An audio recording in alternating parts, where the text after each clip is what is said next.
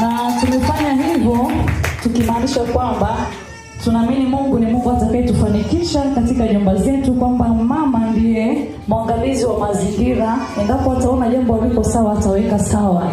Kwa sisi tunaamini tumefanya hivi. Kweli vipo vingi ambavyo haviko sawa, lakini katika hiki kidogo tumefanya, tunaamini Mungu atatupa neema kuendelea kuvifanya zaidi. Mchungaji ana taarifa juu ya haya pamoja na uongozi wake pia.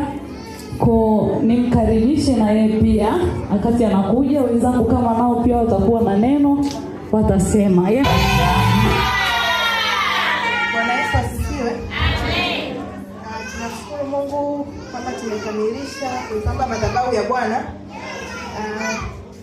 Ninao mstari kidogo ambao umeweza kusaidia kufanikisha katika kitabu cha Hagai 1 na mstari wa 8, ambapo mkalete miti mkaijenge nyumba ya Bwana nami nitafurahi, asema Bwana. Kwa hiyo sisi tunafurahi kwamba tumeweza kulijenga kanisa lake kama akina dada, lakini pia kama akina mama wajao. Chochote ambacho kanisani tunaweza tukaongezea, mnaweza pia mkafanya. Ukiona kama wewe unaweza kuleta carpet, ukiona unaweza kuleta maua, ukiona unaweza kuleta chochote kile, tunakukaribisha sana.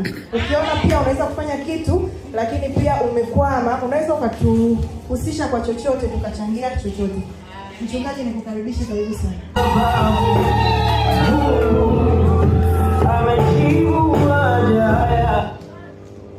Bwana Yesu asifiwe. Amen. Bwana Yesu asifiwe. Amina, amina, amina.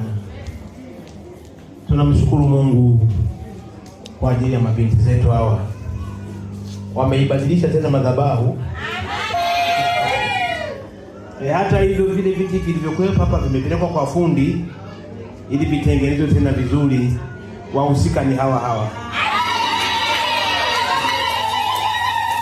Yesu asifiwe.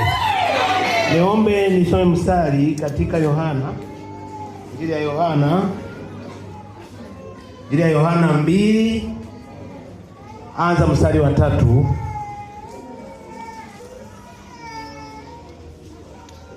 Yesu asifiwe.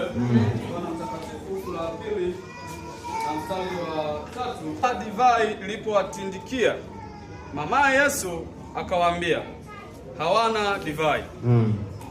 Yesu akamwambia, mama, tuna nini mimi nawe? Saa yangu haijawadia. Ndiyo. 5.